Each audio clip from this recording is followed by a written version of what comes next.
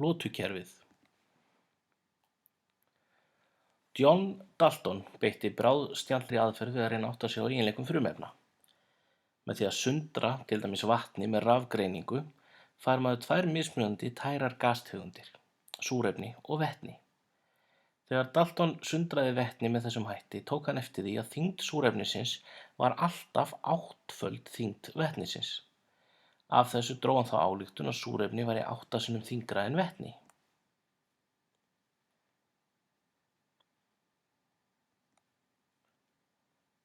Og það hljómar skynsamlega, en niðurstaða hans var reyndar röng.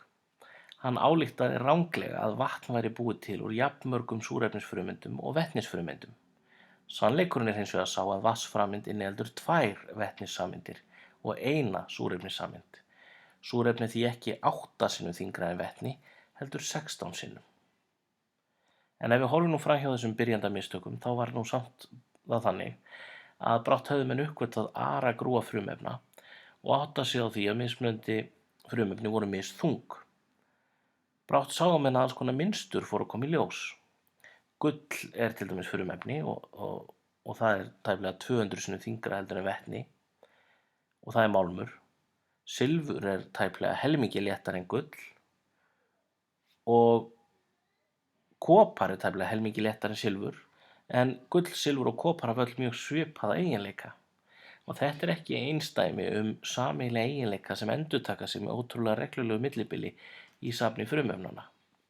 Og það kom að því að vísindamenn fóru að velta þessu fyrir sér, hvort það geti verið hægt að búa til einhvers svona kerfi utan frumefnin. Og einn kappsamur Breti, hann hélt því fram að frumefnin væru eins og nótur á píanói. En eins og allir vita þá kemur sama nótan aftur og aftur á hljómborði píanós, bara alltaf hærri og hærri. Þessi hugmynd var enda hlegin út af borðinu, en hún er samt sem áður ekki svo fjarri því sanna. Þannig fór að rússneskur vísindamaður Dmitri Mendelejev, hann leysti þessa gátu. Hann uppgötvaði að það er með tiltölulega einföldum hætti hægt að raða frumefnum bæði eftir þyngd sem menn voru vanir að gera og eftir eiginleikum. Uppreiðunin hans kallast lotukerfið og lítur svona út. Fyrsta efnið er vetni, það er léttast, svo kemur helín og það er alveg hinum megin og fjarlægðin á milli þeirra skýrist þegar frumeindirnar eru skoðaðar aðeins nánar. Síðan koma margar lotur með mismörgum frumefnum, en allar loturnar eru eins byggðar upp að efni er alltaf þyngra heldur en efnið á undan.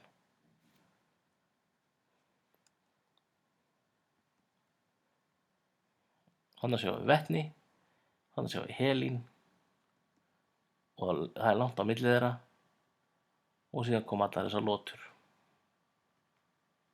með mismörgum efnum. En snilldin við lotukerfið er að ef maður les á röð efnanna lóðrétt, þá fær maður efni með líka efnafræðilega eiginleika. Lóðrétt röð í lotukerfinu kallast flokkur og ef við skoðum til dæmis flokk 11, þá sjáum við að þar er kopar, silfur og gull allt í röð.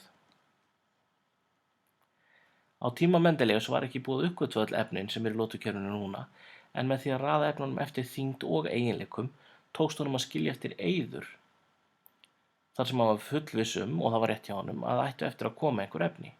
Í dag er lotukerfið orðið sneisafullt af efnum, en sum af þessum þyngstu efnum eru svo óstöðug að þau eru ekki til í náttúrunni því þau brotna niður á örskömmum tíma og er oftast þá bara hægt að búa til á tilraunastofum í augnablik. Sum geislavirk efni eru reyndar til í náttúrunni en ekki þessi allra þyngstu. Og til að einfalda málið þá eru staðlaðar upplýsingar skráðar í lotukerfið. Aðalatriðið þar er efnatáknið, en það er einhvers konar skammstöfun efnisins. Vetni er táknað með H, en á grísku heitir vetni hydrogen. Kísill er táknaði með S, en hann heitir silikon á latínu. Efni sem er táknað með vaff heitir vanadium, sem er dregið af gyðjunni Freyju, en hún var kölluð vanadís. Silfur er táknað með Ag, en á latínu heitir silfur argentum, og það má geta þess að Argentína er eina landi í heiminu sem er nefnt eftir frumefni. Og svo getum við nefnt efnið Mendelevium, MD, sem er nefnt eftir höfundi lotukerfisins. Efnatáknið er annaðhvort einn stórstafur eða einn stór og einn lítill, en það koma fram fleiri upplýsingar. Efnunum er, eins og við sögðum áðan, raðað eftir þyngd og þau eru númeruð frá 1 og áfram. Þessi tala þarna, hún er kölluð sætistala. Vetni hefur sætistöluna 1 en kísill hefur sætistöluna 14. Vanadíum hefur sætistöluna 23, silfur 47 og mendelevíum 101. Þar sem munurinn á mismunandi frumefnum hve margar róteindir efnið hefur, þá er sætistalan líka talan yfir fjölda róteinda í kjarna frumeindarinnar. Silfur hefur 47 róteindir, kísill 14, vetni hefur 1.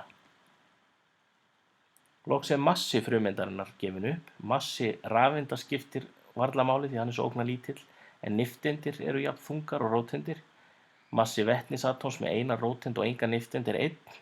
Massi kísils með 14 róteindir og jafnmargar nifteindir er 28.